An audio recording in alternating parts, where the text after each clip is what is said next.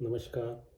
श्रीमद् वाल्मीकि रामायणे अयोध्याकाण्डे त्रिपञ्चाशः सर्गः।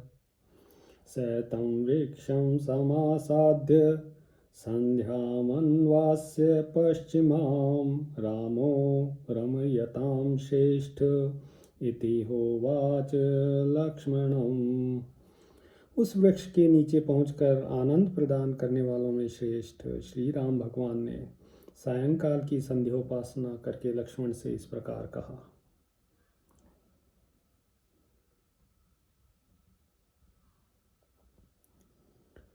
अध्येयं प्रथमा रात्रिर्याता जनपदाद् बहिः या सुमन्त्रेण रहिता तां नोत्कंठितुम् अर्हसि।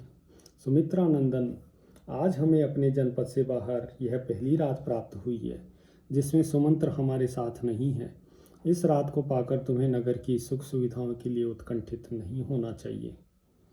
जागर्तव्यम् अत्तीन्द्रभ्याम् अद्य प्रभृति रात्रिषु योगे क्षेमो हि सीताया वर्तेते लक्ष्मणावयो। लक्ष्मण, आज से हम दोनों भाइयों को आलस्य छोड़कर रात में जागना होगा, क्योंकि सीता के योग क्षेम हम दोनों के ही अधीन है।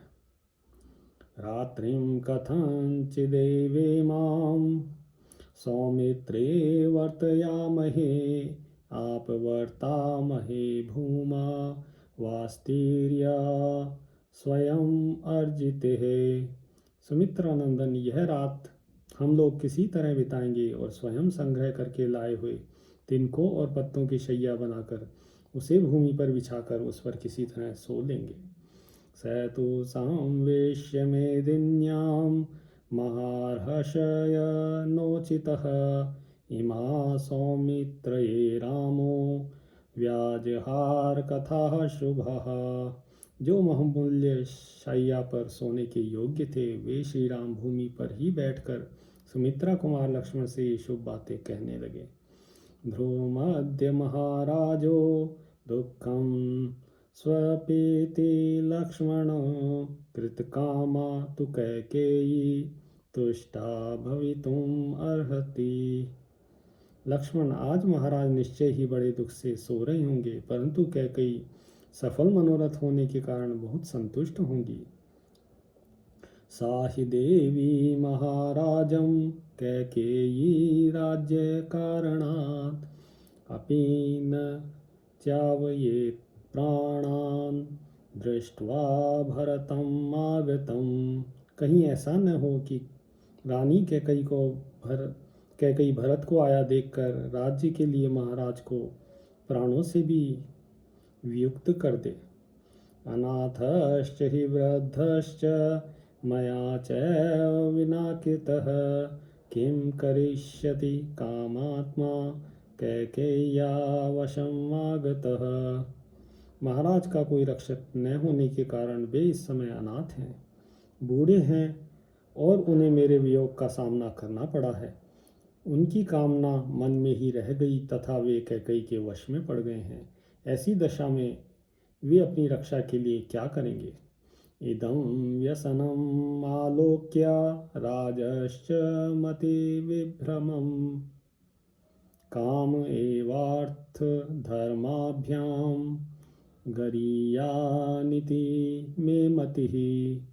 अपने ऊपर आए हुए इस संकट को और राजा की मति भ्रांति को देखकर मुझे ऐसा मालूम होता है कि अर्थ और धर्म की अपेक्षा काम का ही गौरव अधिक है। को या विद्वानपि पुमान् प्रमदायाः कृते त्यजेत् छन्दानुवर्तिनं पुत्रं तातो मामिव लक्ष्मण।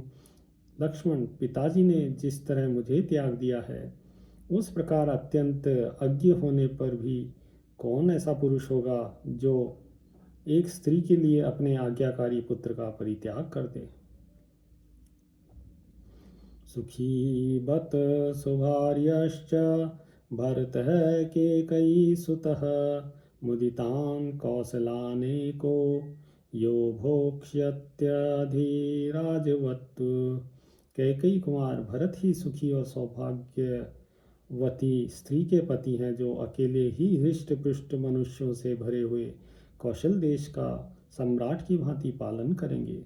स हि राज्यस्य सर्वस्य सुखम एकं भविष्यति, ताते तु वयसातीते मयि चारण्यम आश्रिते।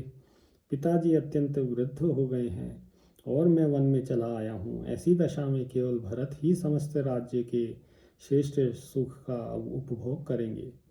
अर्थ धर्मो परित्यज्य यः कामम् अनुवर्तते, एवमापद्यते क्षिप्रं राजा दशरथो यथा। सच है, जो अर्थ और धर्म का परित्याग करके केवल काम का अनुसरण करता है, वह उसी प्रकार शीघ्र ही आपत्ति में पड़ जाता है, जैसे इस समय महाराज दशरथ पड़े हैं। मन्ये दशरथान्ताय मम प्रव्राजनाय च, कैकेयी सौम्य संप्राप्ता राज्याय भरतस्य च। सौम्य, मैं समझता हूँ कि महाराज दशरथ के प्राणों का अंत करने, मुझे देश निकाला देने और भरत को राज्य दिलाने के लिए ही कैकेयी इस राजभवन में आई थी। आपिदानीं तु कैकेयी सौभाग्यं मदमोहिता, कौशल्यां च सुमित्रां च सा प्रबाधेत मत्कृते। इस समय भी सौभाग्य के मत से मोहित हुई कैकेयी मेरे कारण कौशल्या और सुमित्रा को कष्ट पहुंचा सकती हैं। माता स्मत्कारणाद् देवी सुमित्रा दुःखम् आवसेत्, अयोध्यामिति एव त्वं काले प्रविश लक्ष्मण। हम लोगों के कारण तुम्हारी माता सुमित्रा देवी को बड़े दुख के साथ वहां रहना पड़ेगा। अतः लक्ष्मण, तुम यहाँ से कल प्रातःकाल अयोध्या को लौट जाओ। एमेको गमिष्यामि सीतया सह दंडकान्, अनाथाया हि नाथस्त्वं कौशल्याया भविष्यसि। मैं अकेला ही सीता के साथ दंडक वन को जाऊंगा, तुम वहां मेरी असहाय माता कौशल्या के सहायक हो जाओगे। क्षुद्र कर्मा हि कैकेयी द्वेषाद अन्यायम आचरेत, परिदध्याद्धि धर्मज्ञ गरम ते मम मातरम। धर्मज्ञ लक्ष्मण कैकेयी के कर्म में बड़े खोटे हैं, वह देशवश अन्याय भी कर सकती है, तुम्हारी और मेरी माता को जहर भी दे सकती है। नूनं जात्यंतरे तात स्त्रियः पुत्रैर्वियोजिताः, जनन्यामं सौमित्रे तदध्येतदुपस्थितम्। तात सुमित्रा कुमार, निश्चय ही पूर्व जन्म में मेरी माता ने कुछ स्त्रियों का उनके पुत्रों से वियोग कराया होगा। उसी पाप का यह पुत्र विछोह रूप फल आज उन्हें प्राप्त हुआ है। मया हि चिरपुष्टेन दुःख संवर्धितेन च, विप्रयुज्यत कौशल्या फलकालेऽधिगस्तु माम्। मेरी माता ने चिरकाल तक मेरा पालन पोषण किया और स्वयं दुख सहकर मुझे बड़ा किया। अब जब पुत्र से प्राप्त होने वाले सुख रूपी फल के भोगने का अवसर आया, तब मैंने माता कौशल्या को अपने से विलग कर दिया। मुझे धिक्कार है। मास्म सीमंतिनी काचिज्जन्येत पुत्रमीदृशं, सौमित्रेयो अहं बाया दद्मि शोकम अनंतकम। सुमित्रा नंदन, कोई भी सौभाग्यवती स्त्री कभी ऐसे पुत्र को जन्म ना दे जैसा मैं हूँ, क्योंकि मैं अपनी माता को अनंत शोक दे रहा हूँ। मन्ये प्रीति विशिष्टा सा मत्तो लक्ष्मण सारिका, यत्तस्याः श्रूयते वाक्यं शुकपादं मरे दश।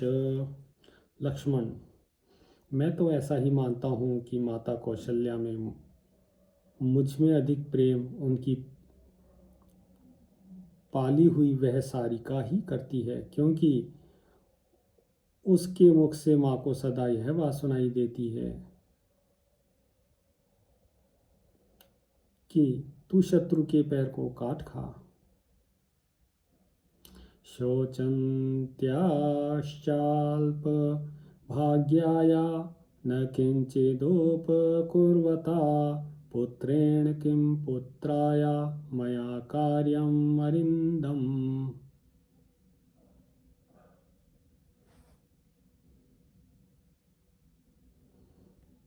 शत्रु दमन, जो मेरे लिए शोकमग्न रहती है, मंदभागिनी सी हो रही है और पुत्र का कोई फल न पाने के कारण निपुती सी हो गई है, उस मेरी माता को कुछ भी उपकार न करने वाले मुझ जैसे पुत्र से क्या प्रयोजन है। अल्पभाग्या हि मे माता कौशल्या रहिता मया शेते परम दुखार्ता पतिता शोक सागरे। मुझसे बिछुड़ जाने के कारण माता कौशल्या वास्तव में मंदभागिनी हो गई है और शोक के समुद्र में पड़कर अत्यंत दुख से आतुर हो उसी में शयन करती है। एको याहम् अयोध्यां च पृथिवीं चापि लक्ष्मण तरेयमि शुभिः क्रुद्धो ननु वीर्यं कारणम।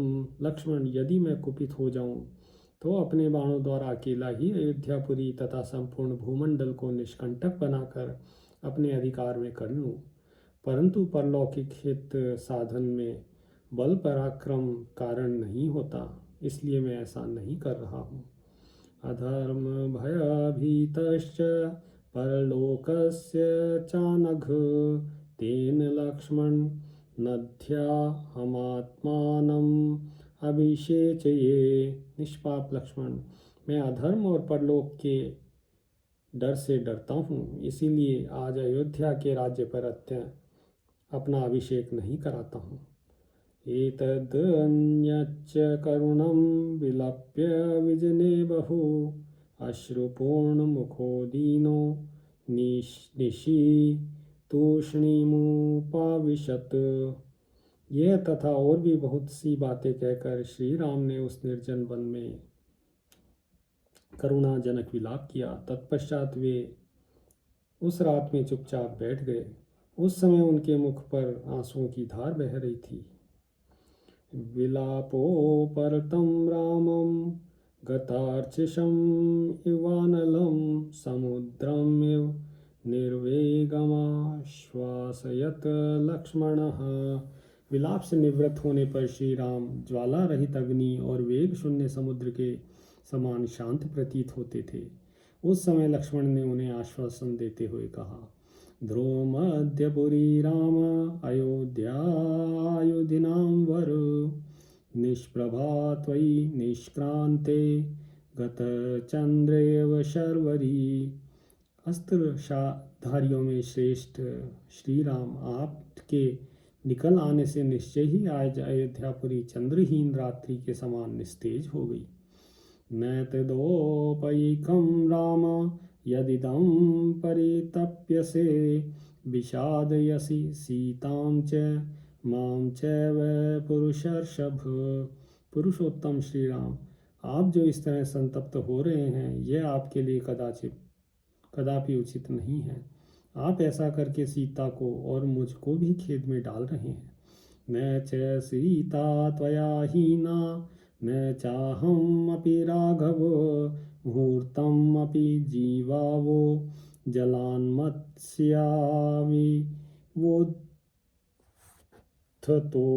वोद्धतो।